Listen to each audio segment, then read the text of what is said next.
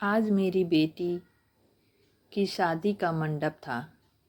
यही सोचकर एक पिता का मन बहुत व्याकुल हो रहा था। सब ठीक से हो तो जाएगा ना? मैंने साची की माँ से कहा, तुम ऐसे ही चिंता करते हो, सब ठीक से होगा। सारे इंतजाम इतने अच्छे से किए हैं तुमने, क्यों कुछ खराब होगा?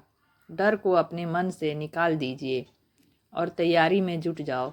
सांची के पापा यह कहकर सांची की माँ अपने काम में लग गई। ज्यों-ज्यों शाम नज़दीक आ रही थी, मन एक अनजाने से डर से व्याकुल हो रहा था। खैर, जैसे तैसे मन को समझा बुझाकर मैं बेटी से मिलने उसके कमरे की तरफ चल दिया। मैं जैसे ही कमरे में गया, सांची को एकटक देखता रहा। बड़ी प्यारी सी लग रही थी, मेरी छोटी सी सांची। सांची कल तक मेरी उंगली पकड़ कर चलती थी। वह अपने छोटे छोटे हाथों से मुझे पकड़ लेती थी। नहीं जाऊंगी कहीं भी पापा तुम्हें छोड़कर, अक्सर वह यही बोलती थी। यह बेटियां कितनी जल्दी बड़ी हो जाती हैं, विदाई की घड़ी इतनी जल्दी क्यों आ जाती है। अभी तो मन भर लाड भी नहीं लड़ा पाया था बेटी से। सोचकर एक पिता का मन रुआसा हो गया। आओ पापा, अंदर आओ, सांची ने पुकारा। मैं जैसे ही अंदर गया, बेटी मेरे गले आ लगी। बोली, पापा आपने माँ को नहीं बताया, वह लोग और पैसे मांग रहे हैं। नहीं बेटा, अभी तक नहीं बताया। पर पापा इतने पैसे कहाँ से आएंगे? इतना सारा इंतजाम कैसे होगा? आपने उनसे मना क्यों नहीं किया? मुझे ऐसी शादी नहीं करनी जिसमें आपको अपना सब कुछ गिरवी रखना पड़े। अभी भी वक्त है पापा, उन दहेज के लालची लोगों को मना कर दो। मैंने बेटी को समझाया, सारा इंतजाम हो गया है, वह फिक्र ना करे। पर बेटी पिता की हर परेशानियां भाप लेती है। सांची बोली, पापा मुझे आपने पढ़ाया लिखाया, इस काबिल बनाया कि मैं अपने पैरों पर खड़ी हो सकूं। फिर यह दहेज क्यों? मैंने उसे समझाया, अच्छा घर और अच्छा वर बड़ी मुश्किल से मिलता है, तू चिंता मत कर, सब हो जाएगा। उसके सिर पर हाथ रखकर मैं वहाँ से उठकर चल दिया। सांची ने मुझे एकटक देखती रही। शाम को बारात आने का वक्त भी नज़दीक आ गया। मेहमानों का आना शुरू हो गया था।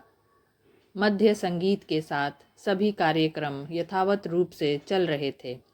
बैंड बाजों की आवाज़ के साथ बारात दरवाजे पर आ गई।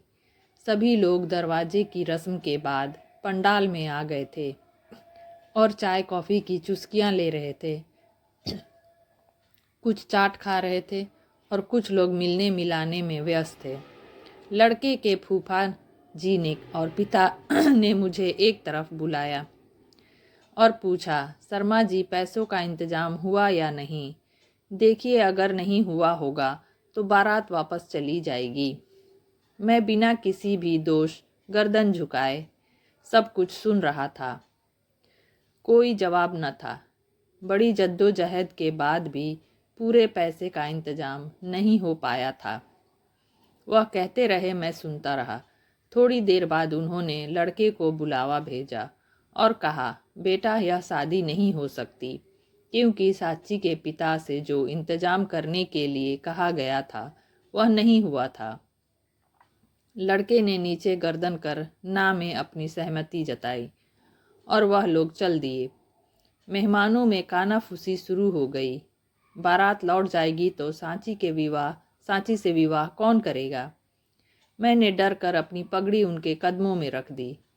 कहीं से सांची को यह बात मालूम पड़ी। वह भी दौड़ते हुए आ गई और पगड़ी उठाकर बोली, जो एक पिता की इज्जत सिर्फ चंद पैसों के लिए नहीं कर सकते, वह मेरी इज्जत क्या करेंगे? अब मैं अपने पिता के सम्मान के लिए इस शादी से इनकार करती हूँ। मैं बहुत गिड़गिड़ाया, बेटी को समझाया, पर ना बेटी मानी और ना ही लड़के वाले। मैंने रुदन भरे स्वर में भीड़ में आए लड़कों से पूछा, क्या इस भीड़ में कोई भी ऐसा नहीं जो मेरी सुकोमल सुयोग बेटी से विवाह कर सके? क्योंकि आज अगर यह बारात मेरी बेटी को लिए बिना चली गई तो मेरी बेटी का क्या होगा? थोड़ी देर बाद एक युवक भीड़ को चीरते हुए आगे बढ़ा और निवेदन कर उसने कहा, अगर आप मुझे अपनी बेटी के योग्य समझते हो और अगर आपकी बेटी मुझे अपना जीवन साथी बनाने के लिए तैयार हो तो मुझे कृपया कर बताइए, क्योंकि आप दाता हैं जो जीवन भर पाली हुई धरोहर को मेरे हाथों में देंगे, इसलिए यह आपका निर्णय होगा। मैंने प्यार भरी नज़रों से सांची की तरफ देखा। सांची ने अपनी आंखों से सहमति जताई और पूरे रीति रिवाज के साथ सांची का विवाह संपन्न हो गया और मेरी बेटी उन लालची दरिंदों की आंखों के सामने विदा हो गई। शायद यही सच्चा और सही कन्यादान है।